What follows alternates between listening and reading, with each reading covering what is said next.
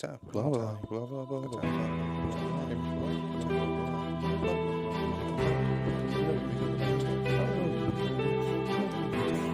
Blah blah blah blah blah. Welcome to Magic the Chattering. Hello everybody and welcome to another episode of Magic the Chattering. I'm your host Carl, and today we've got something a little bit special. A deck tech for you. With this man, Dakkon Blackblade. Dakkon Blackblade is 2, a white, 2 blue, and a black for a creature that says its power and toughness is equal to the number of lands you control. Yes, this is an Esper landfall deck. Landfall, lands matter, whatever you want to call it. To get straight into it, I'm going to show you all the lands matter cards, really. We've got a lot of things that either bring lands into play or care about lands. So we'll start with Trove Warden. This one is excellent at getting things back from your bin. We'll go through it later, but we've got a couple of ways to sacrifice it. It's very useful. Felidar Retreat. Another really useful card. Go wide or go big, and that helps a lot with Dakkon. Horn of Greed. It is slightly advantageous to your opponents, but I think you can make more use of it than they can. Animate Angel. Helps protect you from sacrifice synergies from other people. It can be a bit of a struggle if someone's playing a sacrifice deck, because if you're playing this one pretty large creature, you need things to sacrifice so you don't get edicted out of the game. Emiria Shepherd is good recursion, a little bit expensive, but when it gets going it's really, really good. Nixilis Fallen. It's a card that really scales well with the game of Nixilis. I think you see a lot of them when he does come out, and there's a lot of them to go around. Admonition Angel, which is both a bit of interaction.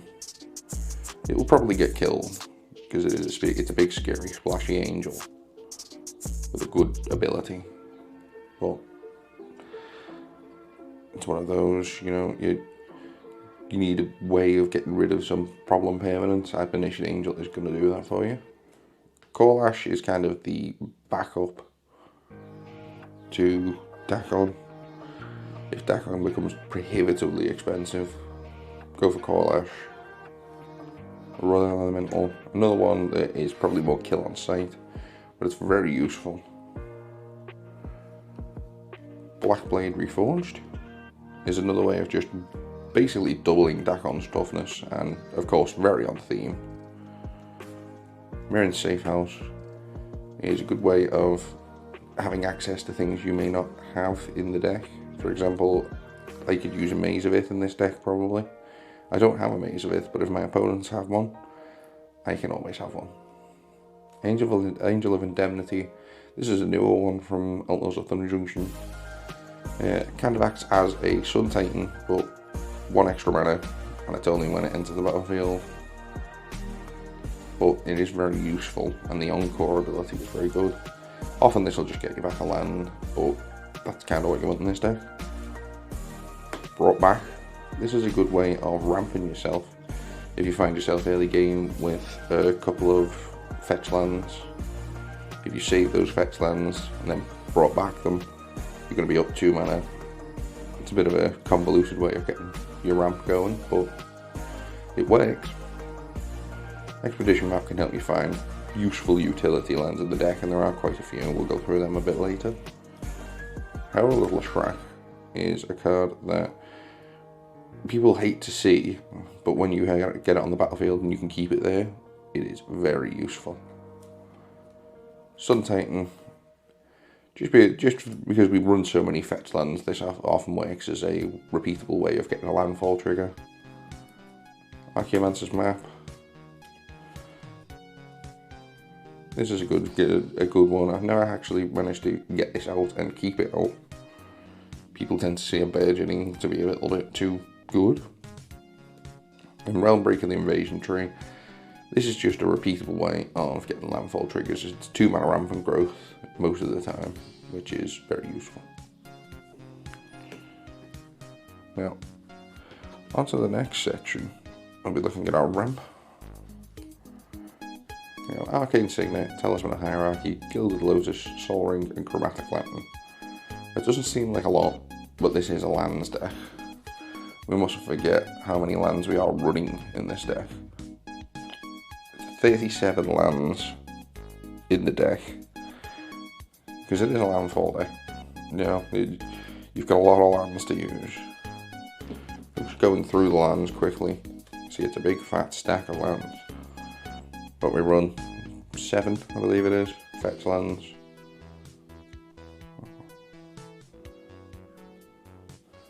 A couple of shocks, Triome, Dakmor Salvage can be useful if you need it. A lot of mana fixing. Tolaria West actually is a very useful card because that lets you basically search for whatever you need at that time. Cabal Coffers, Rivendell, Mana Confluence, Brightclimb, Climb Pathway, Nykthos Shrine to Nyx. I know this is a 3-colour deck, but often a lot of the time you've just got a lot of white. It's very white heavy, this deck, so you can get a lot of use out of Nykthos. Airborg to synergize with your Cabal Coffers. A couple of cycling lands to help you get out of a tricky spot. And Silent Clearing, because you can sacrifice it, bring it back with a Sun Titan or Admonition Angel, and get some value that way. Now, the one land I didn't mention was Command Beacon. That's because this is part of the getting Dakkon back package, because Dakkon will be killed very often. He's a big threat on the board, especially come turn 5, 6, when you've got 7, 8, 10 lands. He will be killed, and having the option to bring them back, and then if you've got a Sun Titan, you can always recur this Command Beacon to get that repeated effect. We've also got Reanimate to bring him back. It's a very useful option, and Animate Dead. Because the worst thing you can do is sit there and not be able to get Dakkon back out. It's a real struggle. Now, in terms of Dakkon is a vanilla creature. Power and toughness equal to the number of lands you control. So you do need to find ways to make him hard to block. And that's what we're going to cover in this section. Starting off, we have Giver of Runes. Makes him very difficult to block, especially if your opponent's playing a monocolored deck. Scroll to Factomite is very similar, but also gives hexproof from that colour. So it's a good way of stopping Dakkon from being killed. Retreat to Hagra. Often we'll pick the first one because +1/+0 and Death Touch. People are less likely to block, especially if you've got a big creature that could kill Dakkon. They don't want to sacrifice it for me playing a land, especially if you can do this at instant speed. Duelist Heritage. Again, giving Dakkon double strike is really, really good. He's very hard to block when he's got double strike. Tainted Strike is a card that I have won games with repeatedly.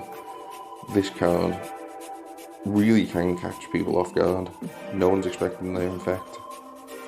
And another thing, this kind of has a secondary mode on it, because you don't have to target your creature, you can target someone else's creature and to watch chaos ensue. If one of your opponents swings at another one of your opponents with a 9/9, you can give it +1 in infect and take that player off the game, and you never have to do any attacking in the first place. Aqueous Form just makes him completely unblockable and gives you that scry, really useful. And furthermore, we do have a Stoneforge Mystic package of equipments. We have Lorrain's Brooch, which is of course Trailblazer's Boots, non-basic Land Walk, excellent in Commander. I think this is a very underrated card in Commander. Basically makes whatever you put on it unblockable completely. Sword of Once and Future. Again, I kind of just jammed whatever swords I had into this deck. This was one of the ones that I managed to pull, so that's in here. Swiftfoot Boots, Hexproof, Haste, need SA more, Whisper Silk, Unblockable, Drowned, again, need I say more. Sword of Hearth and Home. This is a very useful card, especially with the Stoneforge Mystic. Because of course, Sword of Hearth and Home is going to get you a land, but it's also going to be able to blink your Stoneforge Mystic. So you can go get another one of these incredible equipment. Shadow Spear gives him trample, which I think is key in this deck. And also has the other bonus of 10 off hexproof and indestructible for your opponents.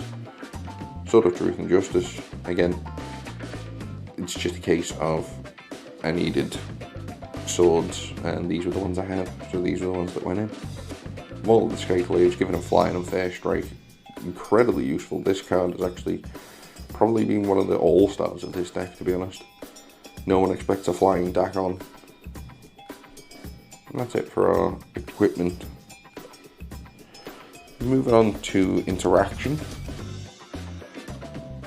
We have a good interaction package because this deck is slow and early on in the game you're going to want to be playing a more controlled style of gameplay, really.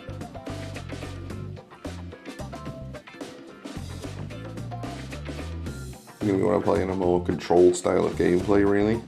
And cards like this will help. Generous Gift, Path to Exile, Flutter, the new Aven Interrupter, which I haven't had a chance to play with yet, but it looks like an excellent card. I know it does become plotters and they can cast these things later on, but if that gives you an extra turn, if you counter someone's win con and this gives you an extra turn, I think that's worth it. Imprisoned to the Moon is a catch-all for creatures, lands, or planeswalkers. Despark. Very good in Commander because I think you find a lot of things are worth more than 4 that you want to kill. Fleeting Reflection, another new card from Outlaws of Thunder Junction. I see this more as a modal card. I know it does all of these things. Gives hexproof, untaps the creature, makes it a copy of something. But I see it more as a modal spell, so if I want hexproof, I can give it hexproof. If I want to untap a creature, I can untap a creature. If I want to turn Dakkon into some other big massive threat on the board, I can. And all at instant speed. Source of Plowshares. And that's our general one-to-one interaction. We also have a board wipe package of White Sun's Twilight, because if you put enough mana into this, it can win you the game. Damnation and Time Wipe, because I think Time Wipe is probably one of the better board wipes for this deck because it saves your command attacks on Dakkon, and I think that's very useful. Now, in terms of card draw, we have Esper Sentinel, Flump, which is actually I think a very underrated card. Yeah, it can be used in a very political way in games of Commander. Phyrexian Arena, Painful Truths. This is a 3-colour deck, so you're going to get the most out of Painful Truths. Wedding Ring is just a very useful card, especially if you've got one player that seems to be popping off. Seagate Restoration doubles as a land slot, so we've got more like 38 lands in the deck. But also, late on in the game, you've got some cards in your hand, you want more, Seagate Restoration can do it for you. And finally we have some just utility cards. Heliod the Suncrown can give Dakkon lifelink, put counters on him, grow him as the game goes on. It's very useful. Grand Abolisher can stop any combat tricks from your opponents. Drana and Linvala could really mess with some opponents. It takes the focus away from Dakkon a little bit if you've got this out, because people are afraid this is going to pop off. Diabolic Tutor for those times when you really need to search. And Viscera Seer, because the worst thing you can have happen is someone take your Dakkon that you've worked so hard to make big. And that's it for this video. If you enjoyed that, and you enjoyed Dakkon, let me know in the comments below. Follow me on Instagram at @the_chattering, and Thanks for watching. I'll see you next time. Goodbye.